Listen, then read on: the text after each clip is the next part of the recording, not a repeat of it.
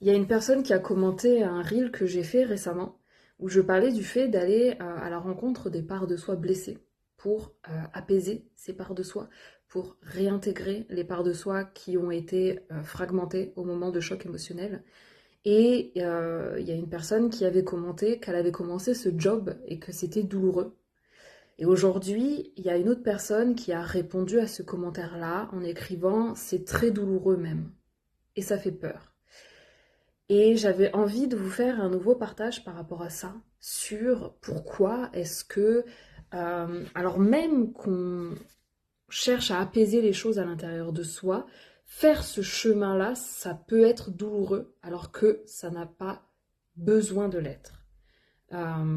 J'ai trois choses à vous partager, trois mécanismes qui se mettent en place et qui font que ça va être difficile de faire ce cheminement-là pour aller s'apaiser. Et c'est vraiment paradoxal parce que quand on commence à faire ce cheminement-là, on veut aller mieux. On ne veut pas aller ressasser le passé, on ne veut pas retraverser la douleur qu'on a déjà vécue dans le passé. Donc pourquoi est-ce que ça se passe comme ça? Alors sur ces trois choses que je vais vous partager, la première, qui n'est pas forcément très intéressante, qui peut même être un petit peu bête, mais restez avec moi, c'est que on se conditionne à ce que ça soit douloureux. Parce que quand on commence à faire ce cheminement, on va se dire, ok, je vais aller toucher à des dossiers de mon passé qui sont très difficiles, et en fait c'est comme si on partait en guerre, on prend les armes et on se dit, on se prépare, ça va être difficile parce qu'il va falloir retraverser la douleur. C'est pas vrai, mais on se conditionne, et comme on se conditionne à ça, ben en fait on va le vivre de cette manière-là. On va ouvrir la porte sur des dossiers du passé, et au lieu de traverser, en fait, on va tourner en rond, et en fait, on va juste aller recontacter les émotions et la douleur du passé, au lieu d'aller justement shifter ça. Et c'est lié à la deuxième chose que je veux vous partager, qui n'est pas pareil, mais qui peut être quand même rattachée. C'est que souffrir, quand on commence un travail comme ça peut nous donner l'impression qu'on est bien en train de faire le travail. Parce que si je vous dis que vous pouvez claquer des doigts et apaiser dans l'instant, en instantané, des mémoires de blessures qui ont été extrêmement douloureuses, qu'elles peuvent shifter, se transmuter comme ça, dans l'instant, et que ça peut, pouf, vous enlever un poids et que vous pouvez retrouver de la légèreté par rapport à cette chose précise en un clin d'œil, vous n'allez pas me croire. Pourtant, moi, c'est vraiment ce que je vis et ce que j'accompagne avec la médecine du recouvrement d'âme, qui est faite justement pour aller avec beaucoup de douceur, de légèreté, de simplicité, de rapidité. On va connecter les parts blessées, on va apaiser les mémoires, on va venir réintégrer les parts qui étaient fragmentées. Et ça se fait en douceur. Mais ça paraît trop simple, ça paraît presque impossible. Et à l'intérieur, on va se dire, ben oui, c'est pas possible en fait. Se dire que, alors que je souffre encore depuis très longtemps de ce que j'ai vécu dans le passé, en claquant des doigts, je pouvais, c'est ça qui va être compliqué à intégrer, c'est que c'est aussi simple que ça. Et je pouvais shifter ça depuis longtemps. Et donc, à l'intérieur de nous, il y a un espace qui va se fermer, qui va se dire non, c'est pas possible. Et quand on va souffrir en faisant ce cheminement-là, ça va venir confirmer et ça va venir valider le fait que oui, on est au bon endroit. Parce que si je ressens énormément d'émotions qui sont difficiles, ça veut dire que j'ai bien réouvert le bon dossier. Ça veut dire que je suis au bon endroit. Ça veut dire que je suis bien en train de travailler sur la chose qui était douloureuse. Et ça, c'est un piège finalement, parce que, à nouveau, on a déjà souffert de quelque chose. On n'est pas là pour euh, ouvrir le dossier et tourner en rond à l'intérieur et finalement entretenir la souffrance du passé. Il y a un passé qui est toujours là. On veut se détacher de ça. et retrouver de la légèreté, retrouver de la liberté par rapport à tout ça. Donc on n'est pas là en fait pour ressasser, puis replonger à l'intérieur et puis revivre tout ça. Non, ça c'est bon. La troisième chose qui fait que ça peut être extrêmement douloureux d'aller se reconnecter à tout ça et d'aller faire ce cheminement par rapport à notre passé, et c'est la chose qui va être certainement la plus intéressante, c'est qu'il y a des parts de nous qui s'accrochent à la douleur qu'on ressent. Parce que, alors ça va dépendre des thèmes. Ça peut marcher pour tout, mais je ne vais pas l'expliquer pareil pour les différents types de blessures, de traumatismes qu'on a pu vivre. Mais il y a des parts de nous qui se sont figées dans ces moments-là où on a souffert, où il y a eu un choc émotionnel, où il y a eu une blessure émotionnelle. Et ce qu'il faut imaginer, c'est que ces parts de nous, elles sont restées dans l'événement d'origine, elles sont restées dans ce moment-là, dans ces émotions-là. Et donc elles vivent ça depuis des années, voire des décennies. Et donc c'est ce qu'elles sont, ces parts de nous. C'est leur réalité.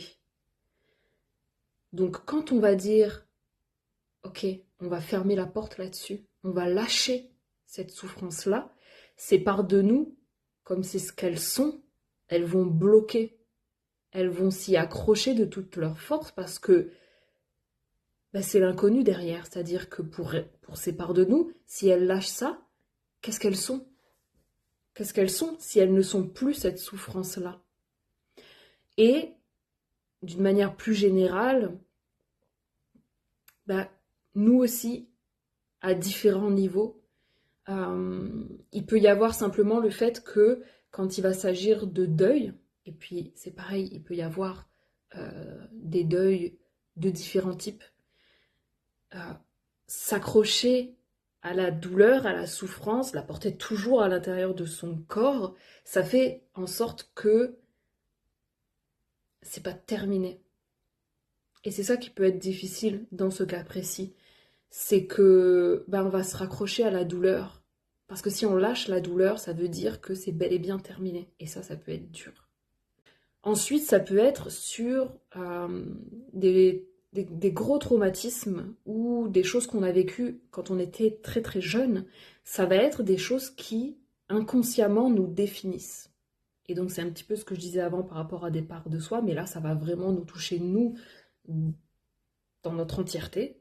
C'est si je ne suis plus ces blessures-là, qui je suis. Si je ne suis plus la personne qui a vécu ces traumatismes-là et qui souffre de ces traumatismes-là, je suis qui?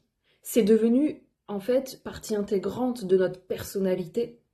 Et donc, on s'y accroche parce que si on n'est plus ça, on ne sait pas ce qu'on est. Et là, donc, c'est la peur de l'inconnu qui s'active. Et donc, on va venir entretenir nos blessures parce que on a l'impression que ça fait partie de nous. Et que si on lâche ces blessures-là, c'est comme si on allait mourir à nous-mêmes. Comme si on allait arracher un morceau de soi. Donc on s'y accroche. Et donc quand on va ouvrir ces dossiers pour aller travailler là-dessus, on va tourner en rond.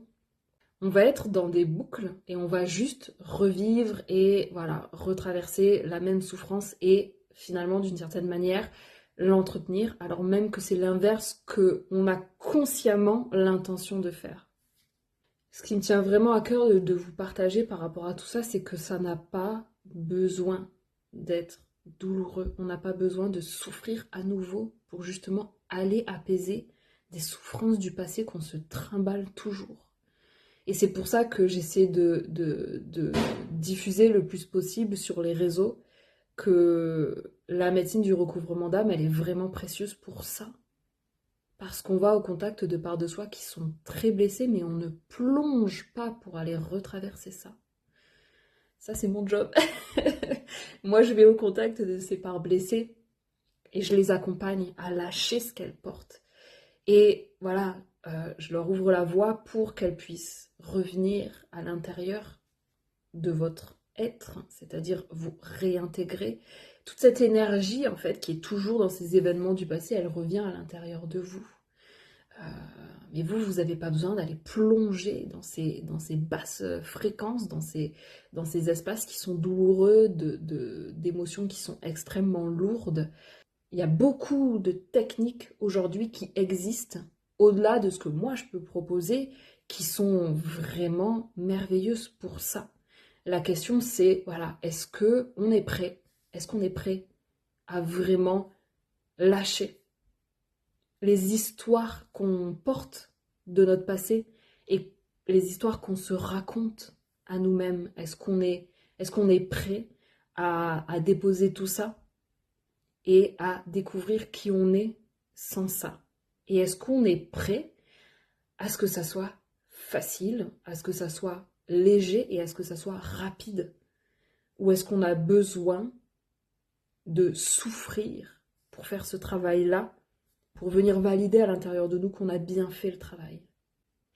Une quatrième chose que j'avais pas anticipée, mais qui vient d'arriver là maintenant, c'est que dans certaines de nos histoires, dans certaines des choses difficiles qu'on a vécues, on va porter de la culpabilité.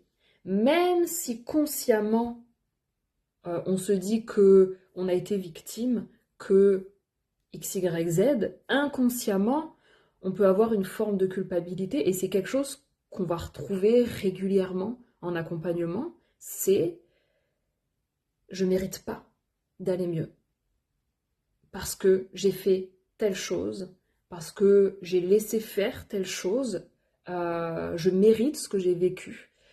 Et donc, on porte notre douleur comme une juste punition de ce qu'on a fait ou ce qu'on n'a pas fait dans telle ou telle situation. Et donc ça aussi, c'est quelque chose qui va faire que même si de toutes nos forces, on va essayer d'aller mieux, on va essayer d'aller travailler ces sujets-là, en fait, on va être à nouveau coincé dans des boucles et on va pas réussir à lâcher ce passé qu'on essaye justement d'aller pacifier, d'aller apaiser. Et donc là, c'est pareil, il faut aller au contact des parts de soi qui portent cette culpabilité-là et qui vont du coup entretenir notre souffrance. Et là, c'est pareil, c'est fascinant. La navigation multidimensionnelle pour aller rencontrer les parts de soi, c'est vraiment, pour moi, c'est fascinant, c'est vraiment passionnant. Parce qu'on va mettre à nu plein de mécanismes de notre cerveau, de notre inconscient, dont on n'a pas du tout idée et qui viennent faire qu'on va entretenir des choses, qu'on va être coincé dans des schémas répétitifs et qu'on va expérimenter à nouveau telle ou telle chose ou qu'on va pas réussir à expérimenter des choses auxquelles on aspire, des choses qu'on va se bloquer inconsciemment à soi. Donc voilà, tout ce que j'ai à vous partager par rapport à pourquoi c'est compliqué quand on décide de cheminer alors que ça n'a pas forcément besoin de l'être.